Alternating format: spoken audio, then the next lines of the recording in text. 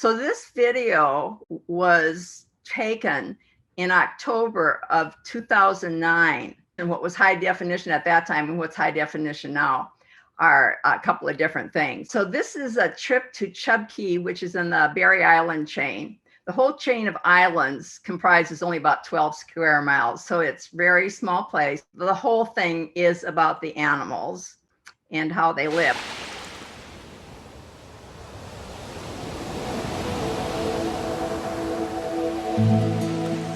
Welcome! Climb aboard and join us on a shelling excursion to Chub Cay, the small southernmost island of the Berry Islands in the Bahamas. We are flying out of Fort Lauderdale and are heading east-southeast for 150 miles to our destination. Chub Cay is located 32 miles northwest of Nassau and is too small to be seen on an ordinary map. 30 islands and over 100 small islands or cays make up the Berry Island chain. The whole chain has a total land mass of only 12 square miles. We pass over Bimini, 76 miles northwest of our destination. Although the Chub Cay Resort and Marina will serve as our base during our stay, we will also travel to other nearby cays in search of shells. As we approach the airstrip, we get an idea just how small the island really is. After we retrieve our luggage, our next stop is the air terminal and customs. Then it's on to the resort, where we will stay in motel accommodations across the marina from the private homes. Each morning will be a new adventure, with local boatmen taking us to a different beach or cay. Without question, one of the most common mollusks found in the Bahamas is the beautiful queen conch. It's not unusual to see beaches littered with the harvested shells. Bringing the shell of a queen conch into the United States is prohibited unless it has been used as a food source. It must have the telltale hole that indicates that the animal has been taken from the shell for food. This juvenile is probably about 5 months old. Juveniles spend the first year of their life buried in the sand. This larger conch is likely to be about 1 year old. A conch shell grows in a spiral pattern with bumps around the outer surface. When they are young, these bumps are long and spiky and may protect them against predators. As it matures, the body of the snail pushes on the growing edge of the shell, making the opening flare out. This allows the mature snail to move along with the shell opening flat against the ocean floor. The drab exterior of this queen conch shell is in stark contrast to its beautiful interior. The sickle-shaped operculum, or trapdoor, closes off the opening of the shell and protects the mollusk from predators.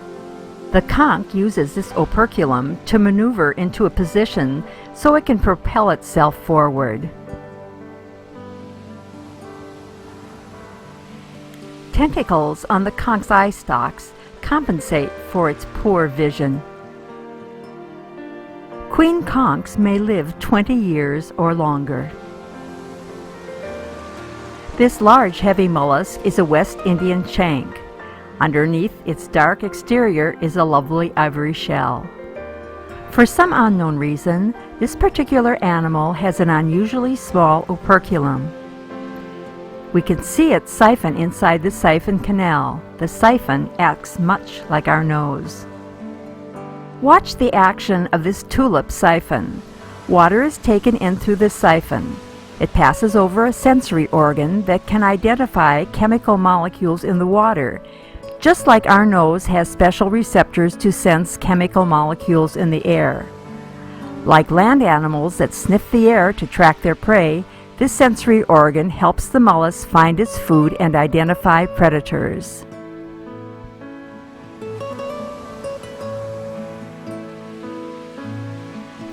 However, not all mollusks have siphons and gills. Some bivalves have only gills.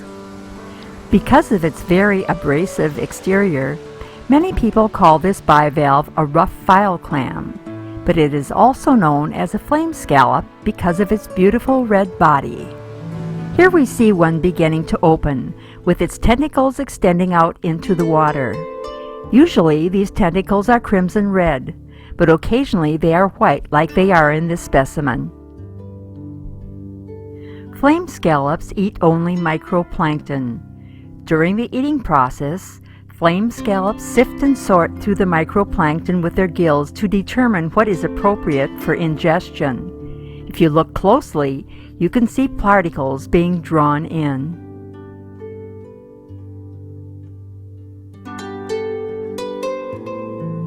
Watch how the flame scallop reacts when another scallop comes too close. Flame scallops also move in fast jerky motions just like the visiting scallop. They snap their valves together, and with assistance from their tentacles, they propel themselves away from dangerous situations. Here is a much smaller juvenile flame scallop. Despite its size, we can still see its vivid red mantle and gills.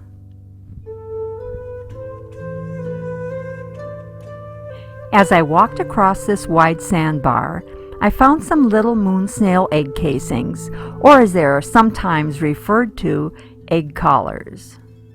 An unknown moon snail, probably a small nautica, created them. Look at this very complex egg collar. A milk moon snail created it.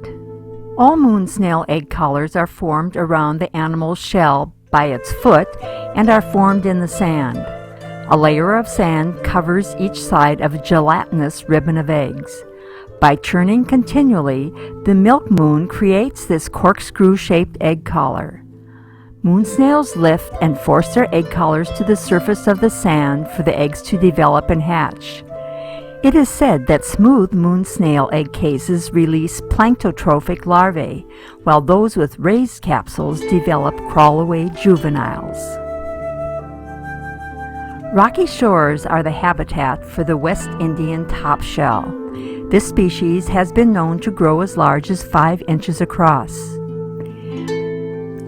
Looking at its face, we can see its proboscis, its eyes, and its very active tentacles. As with other mollusks, these tentacles compensate for its poor vision.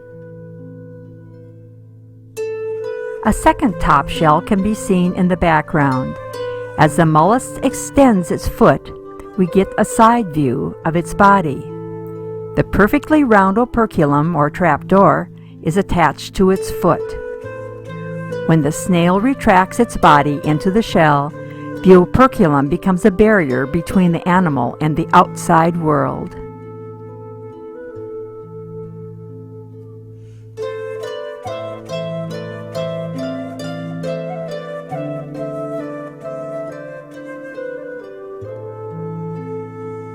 The tentacles of a small keyhole limpet can be seen coming out from under its mantle as it hitches a ride on the top shell. As it raises its shell, we can see its lovely spotted body.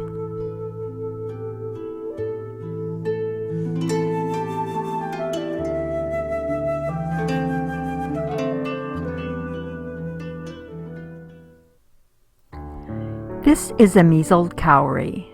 Like all cowries, the outer shell of this cowrie is very glossy. We can see the cowrie's mantle on the outside of the shell. It can completely cover the shell and is continually depositing new shell material while protecting the shell from abrasion. The mantle has many projections called papillae. These papillae provide camouflage and assist in respiration. The mantle has a totally different color and pattern than the shell. If startled or touched, the cowrie can suddenly change colors by withdrawing the mantle completely inside the shell, thus confusing a predator. Cowries are vegetarians and feed primarily on algae and sponges. Many mollusks eat using a radula. It is a ribbon-like structure with rows of sharp teeth. Watch this cowrie's mouth and see its tooth radula in action. The glittering dots are the teeth.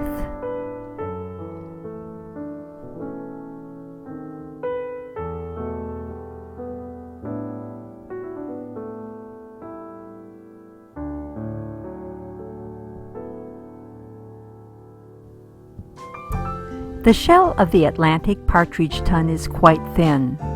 The tun is another mollusk whose body is as equally beautiful as its shell. The shell itself ranges in color from pale to rich brown and is heavily mottled with darker shades. The crescent-shaped patches of white on the surface remind one of the plumage of a partridge. It glides easily over these small rocks. We can see its extended siphon and tentacles, but the proboscis is retracted.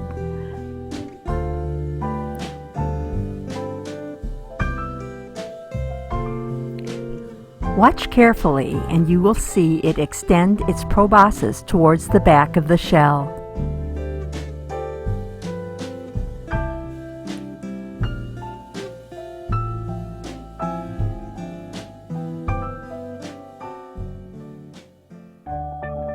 This interesting little mollusk is a nudibranch. The word nudibranch is Latin and literally means naked gills. The name refers to the circle of exposed gills on its back. Because they have no shells to protect themselves, nudibranchs have had to come up with other methods of defense. Some produce a distasteful secretion to discourage predators. Others feed on stinging sea creatures such as jellyfish and sea anemones. Instead of digesting the stinging cells, the nudibranch stores them in its own skin and tentacles, and then discharges them when it's attacked. The two projections on the nudibranch's head are called rhinophores. They look like ears, but in truth, they are organs of smell. The nudibranch is able to retract the rhinophores into a pocket beneath the skin if they sense danger. This protects the rhinophores from being bitten by predators. Nudibranchs have very small, almost invisible eyes that are set behind the rhinophores. Like most mollusks, they can't see images, but they're able to distinguish light and dark. Watch what happens when the nudibranch approaches a tun. Although much larger than the nudibranch, the tun immediately turns in the opposite direction from it. It's obvious that the tun wants nothing to do with the nudibranch.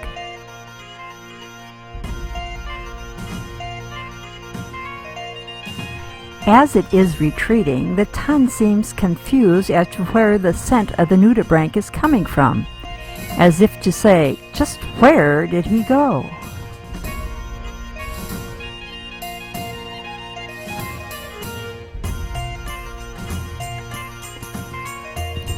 No wonder it's confused.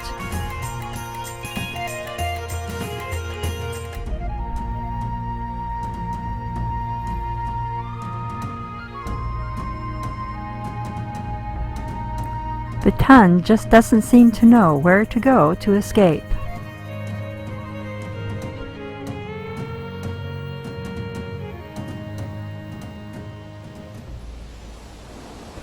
The golden-mouthed triton is a small predatory mollusk that lives in shallow waters. It grows to about 2 inches in length. The black and tan spots on the triton's white body create a very interesting pattern.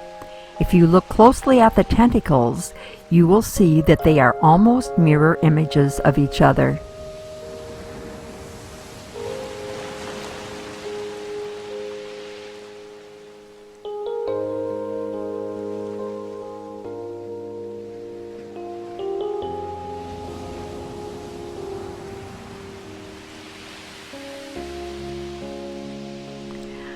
Notice the fluid-like movement of the foot. We will compare it to another snail's movement later.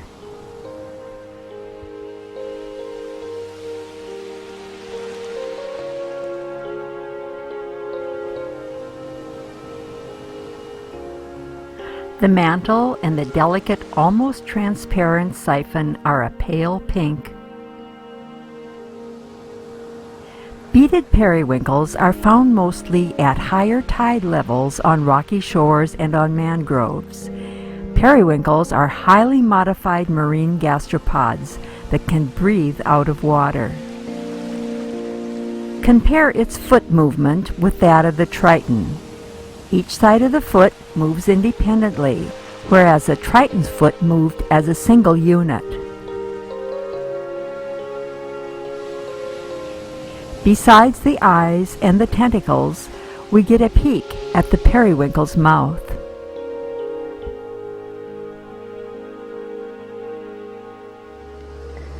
The four-toothed nearite is another mollusk that lives on rocky surfaces. When you look into the shell's opening, you can see how it's got its name. Because of its variegated color, it's also known as a variegated nearite. As the foot starts to emerge, we can see the tentacles already actively sensing the mollusk's surroundings. These tentacles are long compared to the size of the nearite's body, and they are very nimble.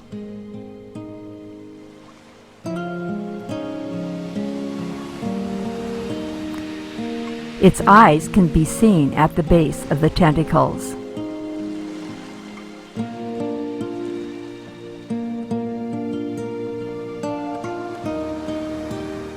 The alabaster white foot of this Atlantic auger seems to flow from the shell.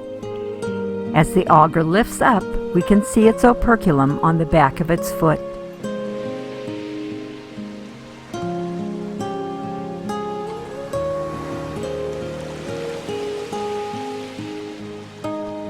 The auger has moved and seems to be resting in a crevice between two rocks. I wonder if he senses an intruder approaching.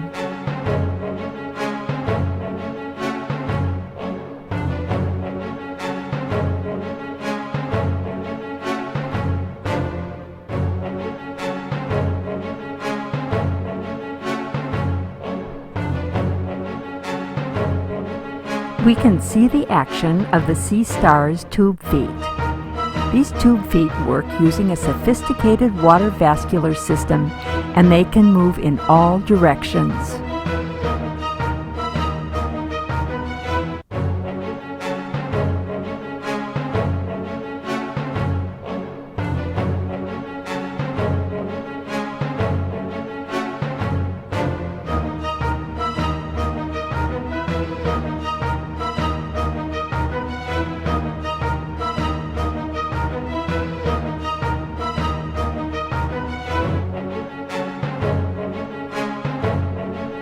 The intruder is a red, spiny sea star.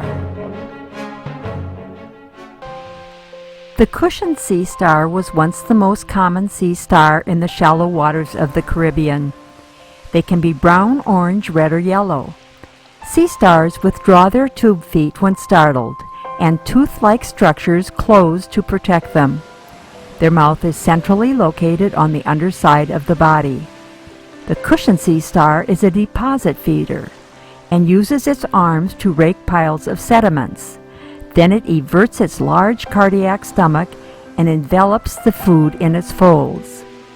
Some sea star species use the vacuum power of their tube feet to open the shells of the creatures they eat, mainly clams and oysters. Brittle stars have long, slender arms with a distinct central disc. These arms are covered with numerous spines. They live under rocks, old coral heads, and in recesses. They can be found on reefs and reef flats, and sometimes in grassy areas. They are common throughout the Caribbean.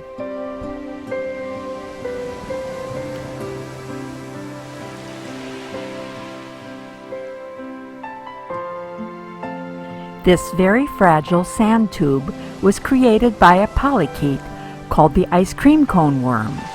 The tube is composed of a single layer of sand grains that are cemented together with a proteinaceous glue. The size and shape of the sand grains used increases as the worm grows. The head of the worm is located at the larger end of the tube. This strange creature gets its name, the sticky worm, because numerous anchor ossicles in its skin cause it to feel very sticky. They usually hide under coral rubble during the day and feed at night. Their feather-like tentacles are used to convey sediment to their mouth, where they extract debris formed by the decomposition of plants and animals. The sticky worm moves in an undulating motion, a process that requires coordination between the animal's circular and longitudinal muscles.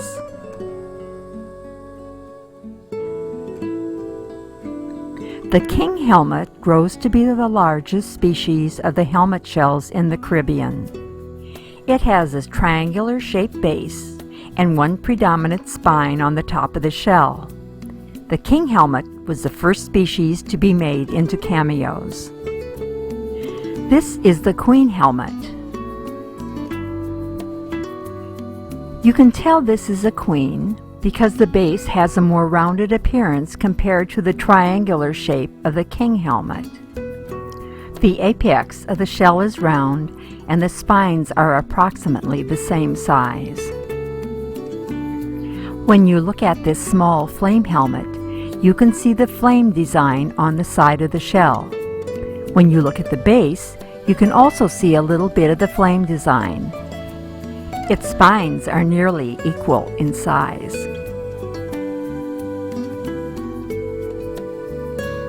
One of the boatmen found this beautiful queen helmet, and it gave us a chance to see the animal's body.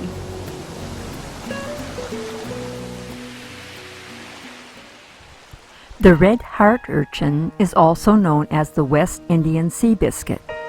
The body of the urchin is not dome-shaped like many urchins, but it's rather flattened and is densely covered with short, pointed spines. There is a 5-pointed petal design on the upper surface. The urchin's mouth is centrally located on its underside. It's made up of 5 united calcium carbonate teeth. Adhesive tube feet work in conjunction with the urchin's spines to assist in locomotion. The pencil urchin has a very unusual appearance. In stark contrast to the delicate spines of the red heart urchin, this urchin has thick, round spines that are surrounded by basal plates. The spines are used for locomotion, food collection, and protection. The pencil urchin protects itself by using its thick, round spines to wedge itself into rock crevices and holes during the day.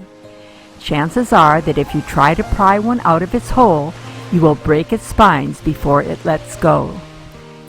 Urchins come out during the night to feed on plant and animal materials. This lovely little flatworm seems to flow out of the tulip shell.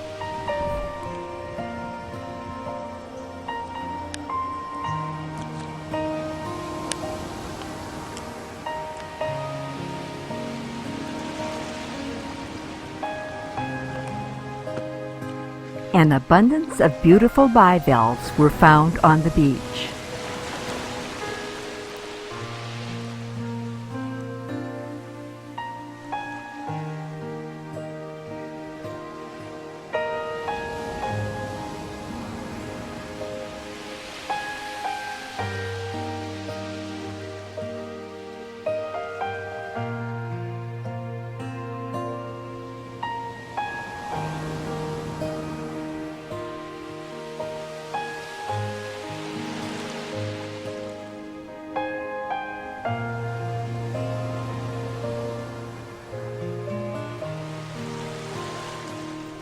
This milk conch was a special find.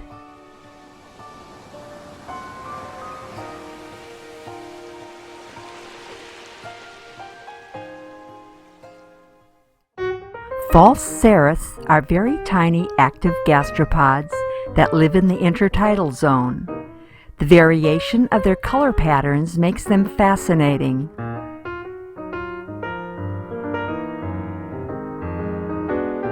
They can be seen by the thousands and have evolved the ability to withstand exposure to the heat that sometimes lasts for hours. This Atlantic pearl oyster is exquisite.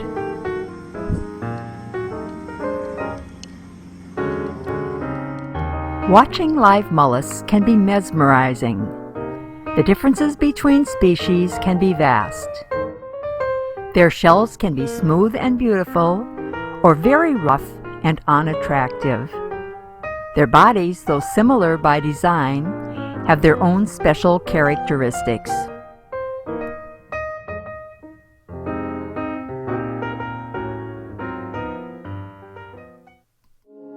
Walking on Silver Beach is like walking through a lost graveyard of shells. I can't help but be curious about the circumstances that created it. Only gray, broken remnants of once beautiful shells are seen for the length of the entire beach. Worn smooth and etched by waves and time, they are nature's artistic creations. We can see this olive siphon. When in the water, they have the capability of extending their siphons an incredible distance.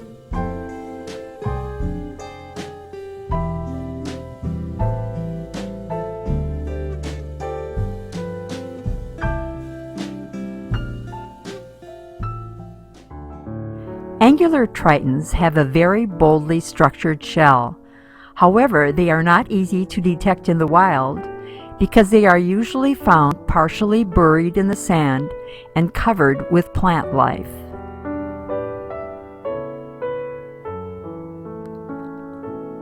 Although their shell is very rugged, the animal is delicately beautiful.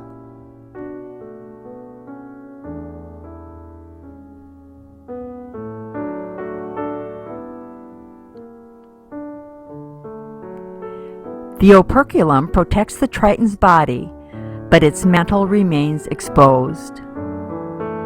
The triton starts to emerge but is startled and pulls back quickly.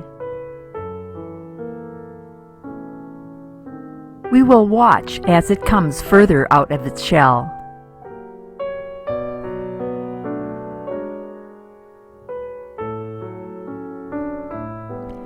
I believe that this mollusk is the most beautiful mollusk I've ever seen.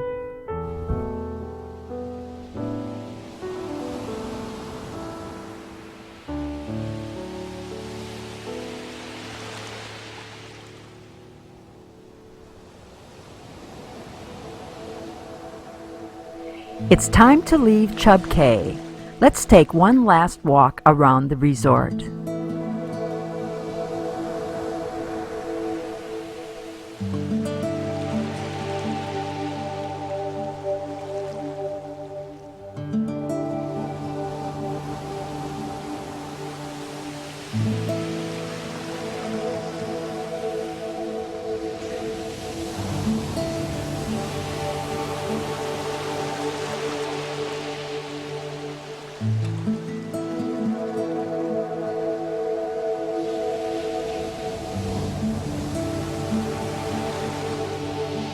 We say goodbye to our local guide, and then it's time to board our plane and head for home.